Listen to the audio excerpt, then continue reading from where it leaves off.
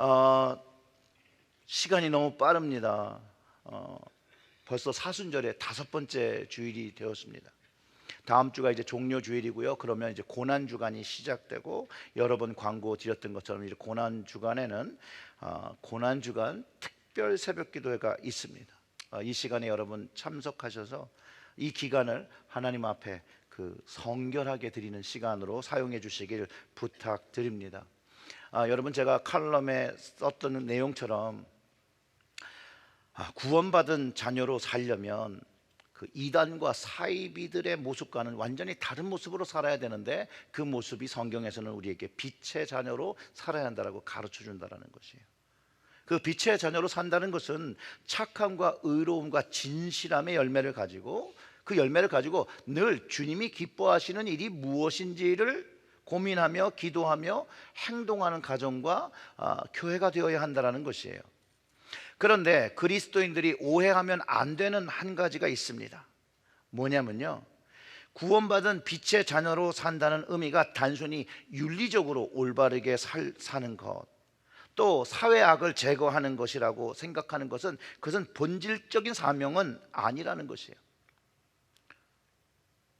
물론 사회 악을 제거하길 애쓰며 살아야 하는 것이 구원받은 자가 해야 되는 일이지만, 정말로 중요한 건 먼저 주님이 기뻐하시는 구원받은 사람의 모습으로 살아야 하고, 구원을 받아야 하고, 그리고 주님께서 원하시는, 하나님께서 기뻐하시는 영혼 구원의 사명을 이루며 빛의 열매를 가지고 이제 사회 악을, 또 윤리적인 모습을 가지고 살아야 함을 가르쳐 주는 것이라는 거예요.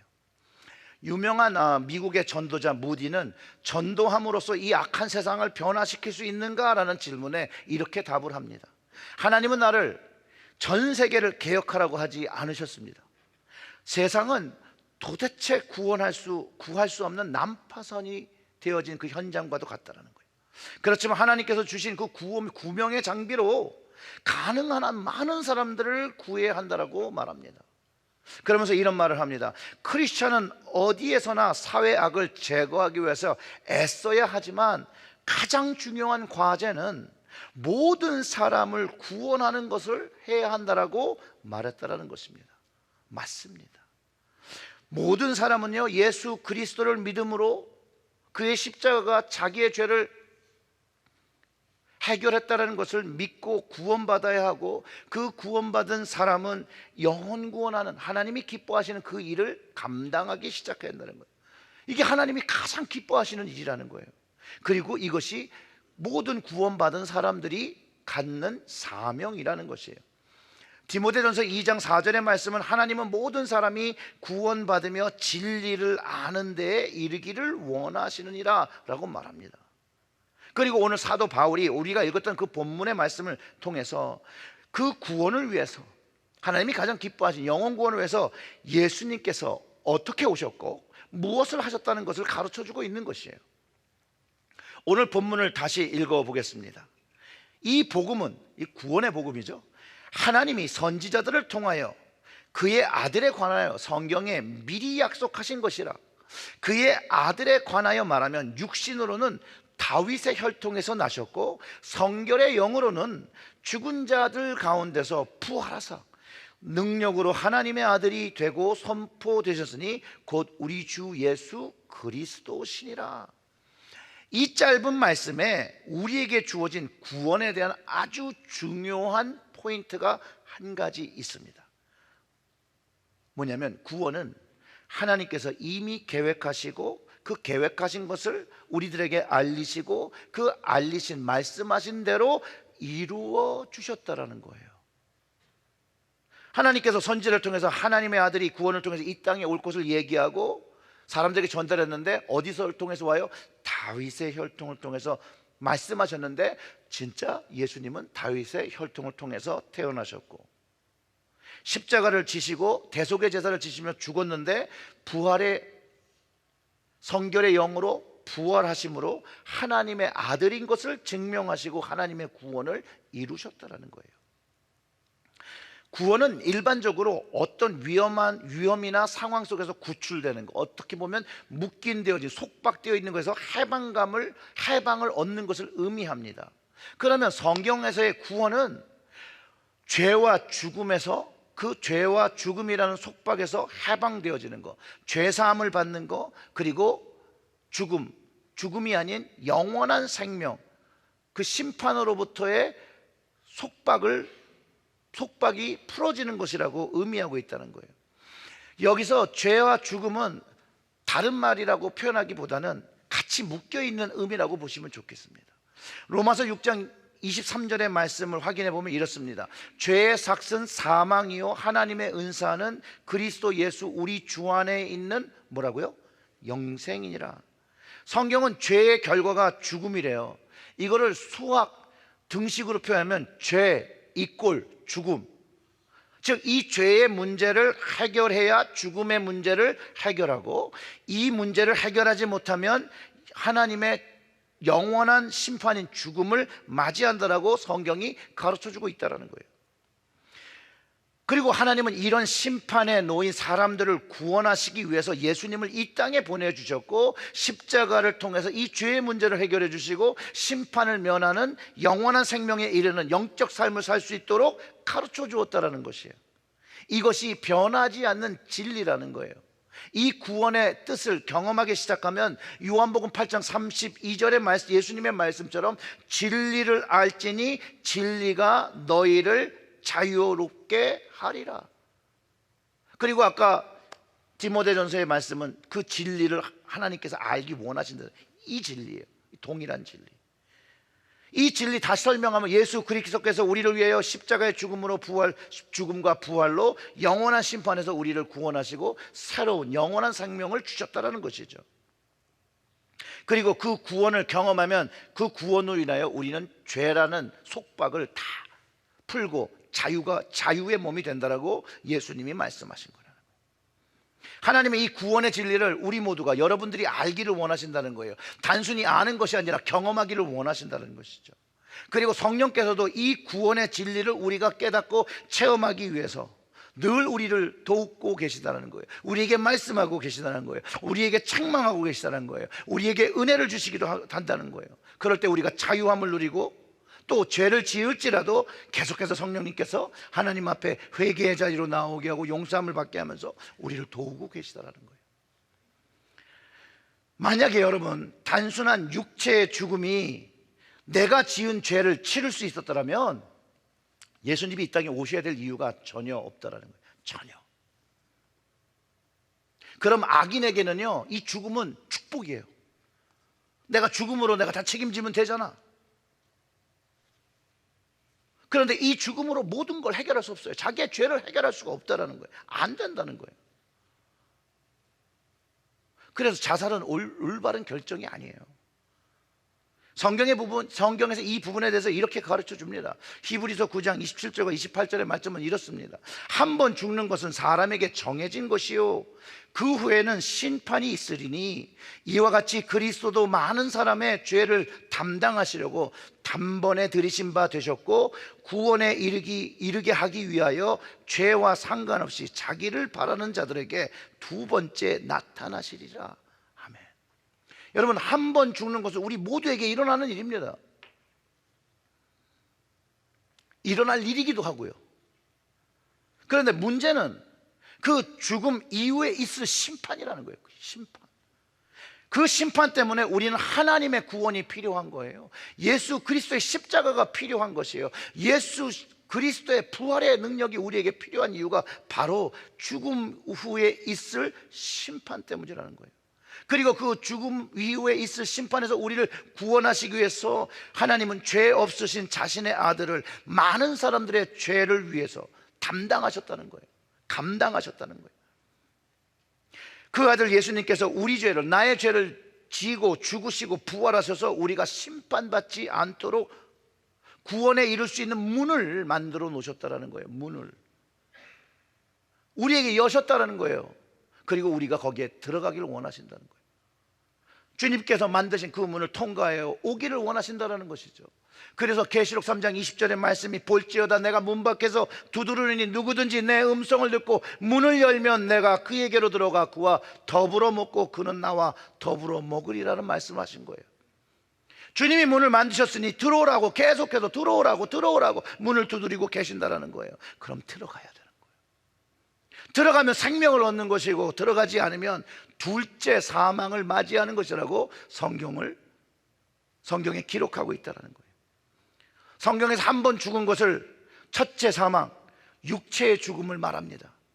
그리고 성경은 둘째 사망에 대해서도 말해요. 그 문으로 들어가지 않은, 구원을 받지 못한 사람들이 최후 심판 후에 영원한 지옥 불못의 형벌을 둘째 사망이라고 기록하고 있다는 거예요. 그리고 그곳으로 사단과 짐승을 벌하기 위해서 만들어진 곳인데, 그곳에 죄를 진 이들이 따라서 함께 받게 되는 것이라고 말하는 거예요. 대진에 구원받은 사람들, 주님의 초청의 문을 열고 들어간, 주님께서 나를 위하여 죽으신 그것을 인정하고, 그것을 감사로 은혜로 받고 주님을 주로 고백하고 살아가는 사람들에게는 마지막 심판 후에 하나님의 영원한 나라에 가서 주님과 함께 더불어 사는 것이라고 가르쳐주고 있다는 거예요. 어떤 사람들은 왜 사랑의 하나님께서 사람들을 심판하셔야 되고 지옥의 형벌을 주어야 된다고 질문을 합니다. 그러면서 예수님의 사랑을 이야기하죠. 예수님은 용서와 사랑을 말씀하셨지 정죄와 심판에 대해서 말씀하지 않으신 거 아니냐. 그런데 여러분, 안타깝게도 하나님과 예수님은 구원에 대해서 분명히 말씀하셨고, 사랑에 대해서 분명히 말씀하셨고, 은혜에 대해서 분명히 말씀하셨지만, 동일하게 심판에 대해서 말씀하셨고 형벌에 대해서 말씀하셨다는 거예요. 책망에 대해서, 죄에 대해서 책망하신다는 말씀도 모두 하셨다는 거예요. 그런데 하나님은 이런 분이에요. 하나님은 말씀하시고 말씀하신 대로 이루시는 분인 것을 여러분 기억해야 합니다. 구원의 방법도 말씀하시고 이루어 주셨듯이 심판도 말씀하셨기 때문에 그 심판을 이루시게 되는 그날이 있다라는 거예요. 하나님은 이스라엘을 구원할 때 늘 선지자를 통해서 하나님의 구원의 계획을 알리셨고, 세대와 세대를 넘어서 하나님은 그 구원을 이루어 주셨다는 것이 이스라엘의 역사, 성경의 구약과 신약의 역사로 우리는 알 수 있다는 거예요. 그 중에 하나, 예언서 에스겔 17장 24절의 말씀을 보면 이렇습니다. 멸망한 이스라엘을 향하여 하나님이 구원의 계획을 선포하시는 거죠. 들의 모든 나무가 나 여호와는 높은 나무를 낮추고 낮은 나무를 높이며 푸른 나무를 말리고 마른 나무를 무성하게 하는 줄 알리라. 나 여호와는 말하고 이루느니라. 하나님께서 말씀하시면 그렇게 된다는 거예요. 에스겔 37장 14절의 말씀은 또 이렇죠. 내가 또 내 영을 너희 속에 두어 너희가 살아나게 하고, 내가 또 너희를 너희 고국 땅에 두리니 나 여호와가 이 일을 말하고 이룬 줄 너희가 알리라. 여호와의 말씀이니라.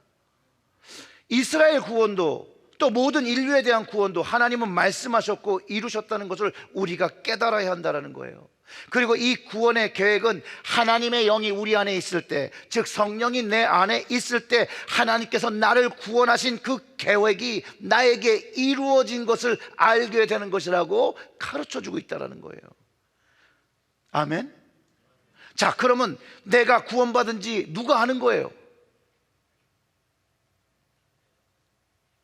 이렇게 조용하세요. 누가 아는 거예요? 내가 아는 거예요. 내가. 누구에 의해서 아는 거예요? 하나님의 영, 성령에 의해서 내가 구원받은지를 확신하게 되는 것이에요. 그리고 그 구원받음을 내가 구원받았습니다, 이제 하나님의 자녀가 되어서 그리스도인으로 사는 사람입니다 라고 대중에게 알리고 구원받은 자의 삶을 주님 앞에서 살아가야 되는 거예요. 그래서 우리가 세례를 받는 거예요. 세례를. 근데 물론 어릴 때 부모님에 의해서, 부모님의 강요에 의해서 세례를 받을 수도 있죠. 하지만 여전히 성령께서 내 인생에 살아가며 나에게 말씀하시고 성령의 세례를 통해서 다시 한번 내가 하나님 앞에 구원받은 자인 것을 깨닫게 하신다는 것. 그러면 주님 앞에 다른 모습으로 살고 싶어 한다는 거예요. 왜냐하면 그 구원의 그 의미가 무엇인지를 알기 시작하기 때문이죠. 예수님께서요, 구원을 받지 못한 자들과 받지 못하는 자들에서 또 얘기를 합니다. 요한복음 3장 16절과 18절 통해서 이렇게 설명하시죠. 하나님이 세상을 이처럼 사랑하사 독생자를 주셨으니 이는 그를 믿는 자마다 멸망하지 않고 영생을 얻게 하려 하심이라. 하나님이 그 아들을 세상에 보내신 것은 세상을 심판하려 하심이 아니요 그로 말미암아 세상이 구원을 받게 하려 하심이라. 그를 믿는 자는 심판받지 아니하는 것이요 믿지 아니하는 자는 하나님의 독생자의 이름을 믿지 아니함으로 벌써 심판을 받은 것이니라. 하나님은 이미 말씀하고 이루신 구원을 우리에게 전달하고 계시다라는 거예요. 구원을 여러분 선물이라고 표현한다면 선물을 주신 거예요. 그 선물을 받고 그 선물을 열고 그 선물의 가치가 무엇인 걸 안다면 우리는 하나님 앞에 예배하는 사람이 될 수 있어요. 감사하는 사람이 될 수 있어요. 그 구원으로 기뻐할 수 있는 사람이 되어지는 거예요. 그런데 만약 그 구원의 선물을 받고도 열어보지 아니하고 이렇게 밀쳐놓고 클로젯 속에 넣어놨다라면 그 가치를 알고 살아갈 수 없게 된다는 것이죠.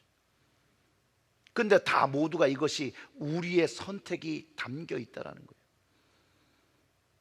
그러면서 하나님은 이루어 주신 그 구원을 믿지 않는 것, 받지 않으면 심판으로부터 구원받을 수 있는 기회를 놓치고 있다고 가르쳐 주시는 것이라는 거예요. 하나님은 공정한 방법, 모든 사람들에게 공정한 방법으로 두 가지를 오퍼하셨다는 거예요. 그런데 하나님이 원하시는 건 구원받는 것을 원하시고 계시다는 거예요. 마태복음 25장에 이런 말씀이 있습니다. 예수님께서 이제 부활하시고 승천하시고 심판의 때에 오실 때에 목자가 양과 염소를 구분하듯이 구분한다는 거예요. 양은 오른쪽에, 자꾸 이게 헷갈려요. 오른쪽에, 그리고 염소는 왼쪽에 두고 오른쪽에 있는 자들에게는 아버지의 복을 받으며 예비된 나라를 상속받는다고 말씀하시고, 왼쪽에 있는 사람들에게는 마태복음 25장 41절의 말씀을 참고하면 왼편에 있는 자들에게 이르시되 저주를 받은 자들아 나를 떠나 마귀와 그 사자들을 위하여 예비된 어디로 들어가요? 영원한 불에 들어가라. 계시록에서 이것을 둘째 사망이라고 부르고 있는 거예요. 구원과 심판 모두가 하나님께서 하신 말씀이고 하나님께서 이루신 말씀이라는 거예요. 또 이루어 가시고 있는 말씀이에요. 자, 그럼 우리가 한번 질문해 봐야죠. 여러분들은 하나님께서 말씀하신 구원과 심판 중에 무엇을 받고 싶으십니까? 그게 그렇게 구분이 안 되는 건 아니잖아요. 물론 여러분들이 이런 상황에서요, 저는 심판받겠습니다 그러면 웃길 수는 있어요. 웃을 수는 있는데 사실 현실은 굉장히 비참하다라는 거예요. 이 구원은요 이미 말씀하신 대로 이루어 주신 거, 이 완성한 걸 우리가 이제 받으면 되는 거예요. 받고 누리면 되는 것이에요. 받고 감사하면 되는 거예요. 받고 기뻐하면 되는 것이에요. 여러분 이해가 되십니까? 요한복음 3장 16절과 17절의 말씀처럼 하나님이 이 세상을 이처럼 사랑하사 독생자를 주셨으니 이는 그를 믿는 자마다 멸망하지 않고 영생을 얻게 하려 하심이라. 하나님이 그 아들을 세상에 보내신 것은 세상을 심판하려 하심이 아니요 그로 말미암아 세상이 구원을 받게 하려 하심이라 라는 말씀을 믿으며 회개하며 나갈 때 구원을 얻는다는 것이죠. 용서함을 얻는다라는 것이죠. 이제 심판에서 구원을 받았으면 그 구원의 귀함이 무엇인지 알아서 구원받은 사람으로서 하나님의 뜻을 따라서 살아가게 된다는 거예요.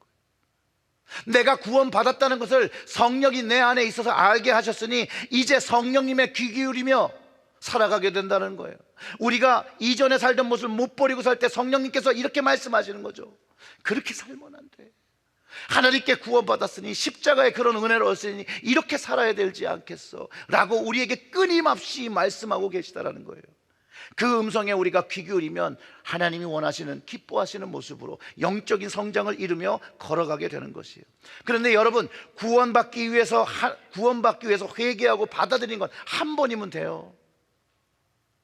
내가 또 죄를 졌으니까 나 구원을 놓쳤어, 그런 게 아니에요. 정말로 회개는요 하나님의 구원이 그 심판으로부터 임해서 그 속박, 그 해방감, 자유함을 알았다는 그것을 알면 정말로 회개할 수밖에 없어요. 여러분, 진심의 회개가 일어나는 거예요. 마음이 찢어지는 회개를 시작하는 거예요. 그거 한 번이면 돼요. 근데 그 이후에도 우리가 죄를 짓잖아요.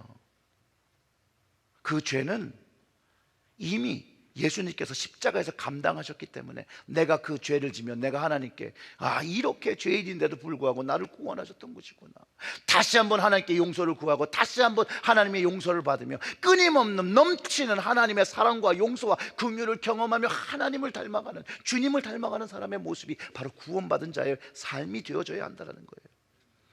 그러니 우리가 연약하잖아요. 이 연약함을 생각할 때 끊임없이 하나님 앞에 회개로 나오는 거예요. 이 회개를 멈추면 안 되는 것이죠.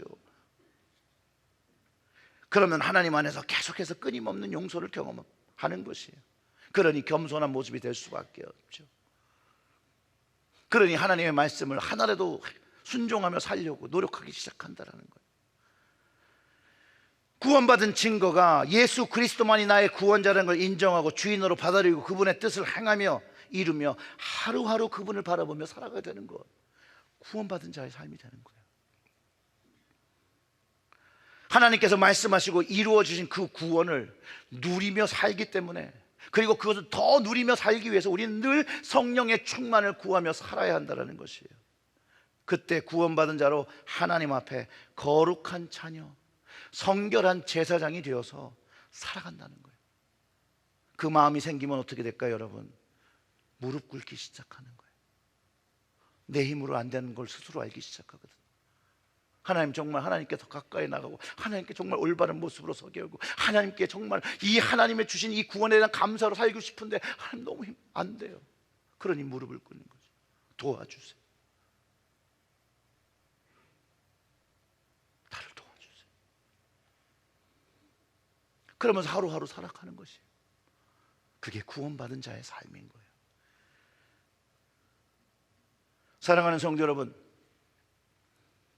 하나님께서 말씀하시고 이루신 구원을 여러분들의 이 심장에 아주 소중히 담으시기를 주님의 이름으로 축원합니다. 그 귀한 사랑이, 그 귀한 은혜가 여러분의 심령에서 떠나가지 않도록, 한순간이라도 잃어버리지 않도록 깨어서 기도하며 하나님의 말씀으로 붙잡으시는 여러분들 되시기를, 성령님을 의지하며 그것을 붙잡는 여러분들이 되셔서 하나님이 기뻐하시는, 세상과 구분되어진 거룩한 딸, 거룩한 아들의 모습으로 살아가시기를 주님의 이름으로 축원합니다. 아멘. 우리 다 같이 기도할게요.